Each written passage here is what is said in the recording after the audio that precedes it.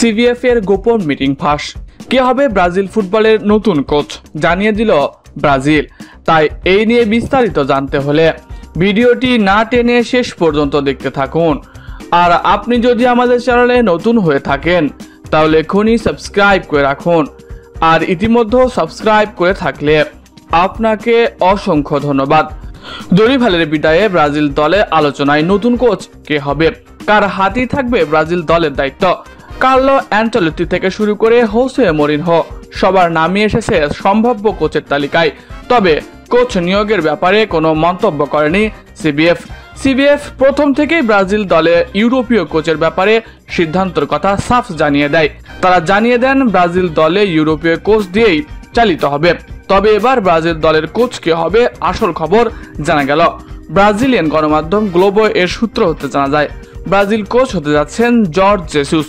তার সাথে আলোচনা সম্পন্ন করেছে সিবিএফ। তার জাতীয় দলে দায়িত্ব নেবার আগ্রহ ও প্রজেক্ট সিবিএফ কে এই সিদ্ধান্ত নিতে সাহায্য করেছে। আল হিলালের সাথে চুক্তি ভেঙে ফেলতে জর্জ জেসুসকে 2.5 মিলিয়ন ইউরো জরিমানা দিতে হবে এবং এই জরিমানা সিবিএফ দিতে রাজিও হয়েছে যাতে তাকে মে মাসে ব্রাজিল দলের দায়িত্ব দেওয়া যায়।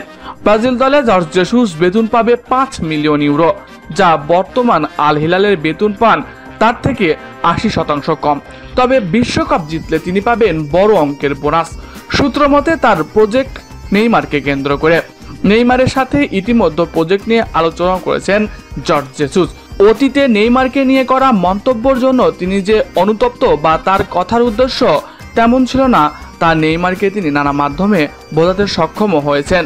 তাই আগামী মাসে সিবিএফ থেকে ঘোষণা আসতে চলেছে জর্জ জেসুস হচ্ছে ব্রাজিলের নতুন কোচ। জুন মাসে তার প্রথম অ্যাসাইনমেন্ট ব্রাজিল দলের হয়ে। তবে আগামী 4 ম্যাচ রয়েছে ব্রাজিলের সামনে দুর্বল প্রতিপক্ষ, ফলে জেসুস নিজেকে ভাগ্যবান মনেই করতে পারে। এই 4টি দুর্বল প্রতিপক্ষের বিপক্ষে জয় নিয়ে নতুন আলোচনায় আসতে পারেন জর্জ জেসুস, ভরসা হয়ে উঠতে পারেন ব্রাজিল দলে।